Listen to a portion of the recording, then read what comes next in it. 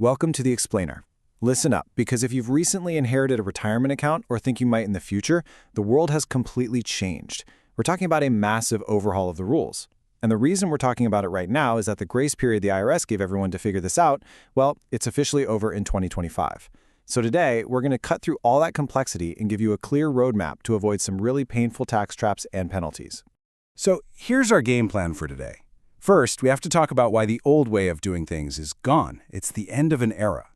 Then we'll get into the most important first step, figuring out what kind of beneficiary you are, because that dictates everything.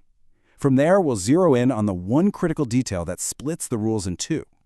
We'll see how this all plays out in the real world, cover the pretty scary cost of getting it wrong, and then, most importantly, we'll finish with how you can build a smart, strategic plan to handle it all. Okay, first things first. We need to understand just how big this shift is. For decades, inheriting an IRA was a cornerstone of long-term financial planning. It had this amazing, powerful tax advantage. While for most people inheriting one today, that comfortable reality is just gone. And you know, this didn't happen overnight, but it did happen incredibly fast in the world of tax law. It all kicked off back in 2019 with something called the Secure Act. That's what gave us this brand new 10-year rule. Then, a couple years later, they refined it a bit, and finally, in 2024, the IRS laid out the final official regulations.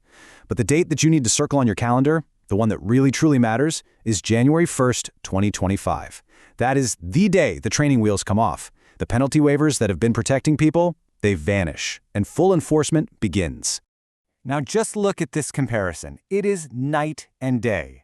The old way was called the stretch IRA, and it was incredible. I mean, imagine a 25-year-old inheriting an IRA. They could take tiny distributions over their entire life expectancy, letting that money grow tax-deferred for 50, 60, even 70 years. It was a powerful wealth-building tool. The new 10-year rule just blows that all up. For most people now, the entire account, every single penny, has to be emptied within a decade. It forces you to recognize that income and pay the taxes on a timeline that is just radically accelerated. Okay, so this brings us to the very first and maybe the most important question you have to answer. What is your legal relationship to the person who passed away? Because the IRS has literally created two completely different sets of rules, and which path you have to follow is entirely determined by which category you fall into. All right, let's talk about the best-case scenario. This is the VIP list. It's a special group called Eligible Designated Beneficiaries, or EDBs for short. If you find out you're an EDB, you've basically won the inherited IRA lottery. You get to sidestep that strict 10-year rule and use a version of the old, much more flexible stretch rules. So who exactly gets this golden ticket? Well, as you can see, it's a very specific and pretty short list. The most common EDB, by far, is a surviving spouse. They have the most flexibility of anyone. Then you have minor children of the original owner, but here's the catch. They're only EDBs until they turn 21.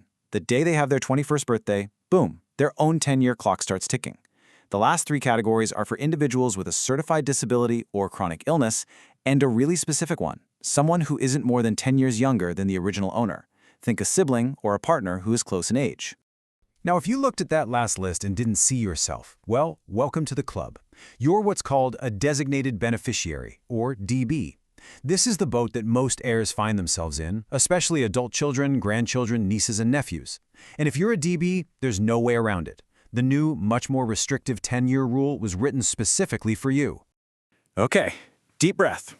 If you figured out you're a designated beneficiary and that 10-year clock is officially ticking for you, we have to talk about the next step. There is one single fact about the original owner of the account that changes everything about what you have to do next. This is, without a doubt, the most crucial fork in the road. This is it. This is the million-dollar question. The required beginning date, or RBD, is just the fancy IRS term for the age at which the original owner was forced to start taking money out of their own IRA. These are called required minimum distributions, or RMDs. As of right now, that age is 73. So did the person pass away before or after their 73rd birthday? Answering that question correctly determines the exact rules you have to play by for the next 10 years. And this slide shows you just how different those two paths are. On the left, if the owner passed away before they had to start taking RMDs, your life is, well, it's a lot simpler. You are not required to take any money out in years 1 through 9. You have total flexibility. You can take it all out in year 5, take a little each year, whatever you want. Your only job is to make sure the account balance is 0 by the deadline. But on the right, if the owner had already started taking their RMDs, your situation is much more complex. You have a dual mandate. You must take mandatory annual RMDs for the first 9 years, and you still have to empty the rest of the account by the end of year 10. This is the scenario that catches so many people by surprise. All right, theory is great, but let's make this super practical. Let's walk through how this actually works, because seeing these two scenarios side by side is the key to understanding which one applies to you and avoiding those penalties. Okay, scenario 1. Let's say your aunt passed away at age 68. She was well before her required beginning date. So what do? Well, you open an inherited IRA, and then it's up to you. You're in the driver's seat. You have complete flexibility. You could let the money sit and grow for 9.5 years and then take it all out in a lump sum. Now, we'll talk later about why that might be a terrible idea for your taxes, but the point is, the IRS doesn't care. As long as that account is empty by December 31st of the 10th year, you followed the rule. Now let's flip the script. Let's say your dad passed away at age 80. He'd been taking his RMDs for years. In this case, your flexibility is gone. You still have to open that inherited IRA. But then, for year 1, you must calculate and withdraw a specific amount. And you have to do it again in year 2 and year 3, all the way through year 9. These aren't optional, they are mandatory. Then, after all that, whatever is left in the account has to come out in that final 10th year. This is that rigid structure that can really impact your year-to-year tax planning. So you might be wondering, okay, I get it, there are 2 different rule books. Why the huge emphasis on this right now? Well, it's because the IRS knew this was confusing. They gave everyone a few years to get up to speed. That grace period, that temporary pass, is about to slam shut. And the financial penalties for not following your specific rulebook are significant. Let's be really clear about what's happening here. Since 2020, if you were in that second scenario, the one with mandatory annual withdrawals, and you didn't take one, the IRS basically gave you a free pass, no penalty. They understood there was a lot of confusion. But that relief is over, it expires. Starting in 2025, if you're supposed to take an RMD and you don't, the rules are fully enforced, it's game on. So what happens if you make a mistake? What's the actual damage?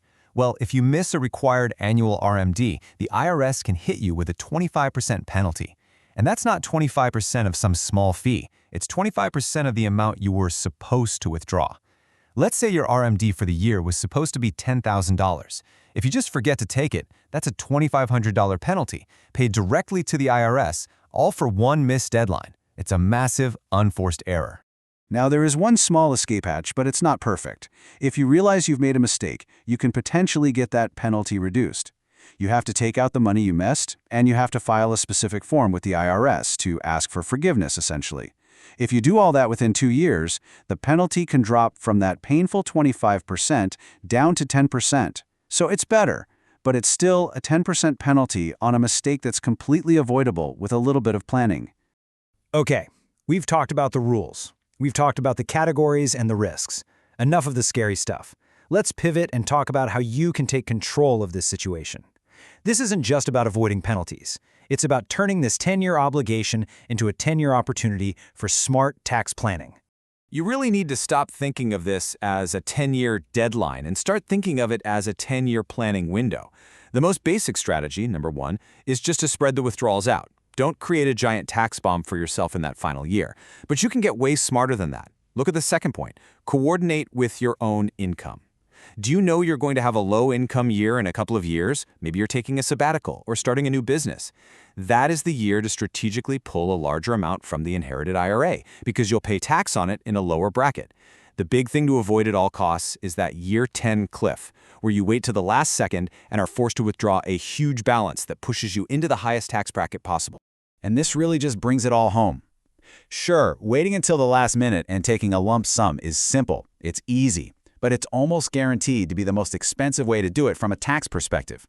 On the other hand, being strategic and spreading those withdrawals out over time, yeah, it requires a little planning. You have to pay attention. But it's the method that will almost always result in you keeping more of your inheritance and giving less of it to the IRS. So here's the bottom line. An inherited IRA is not a sleepy, set-it-and-forget-it account anymore. It is an active, 10-year financial event, and it demands a plan starting on day 1. The days of stretching an IRA over a lifetime are, for most of us, over. We're now in the era of strategic, time-crunched tax planning. The key to winning this game is to be proactive. Know your category, know which rules apply to you, and build a withdrawal plan that's tailored to your own financial life, not just the IRS's deadlines.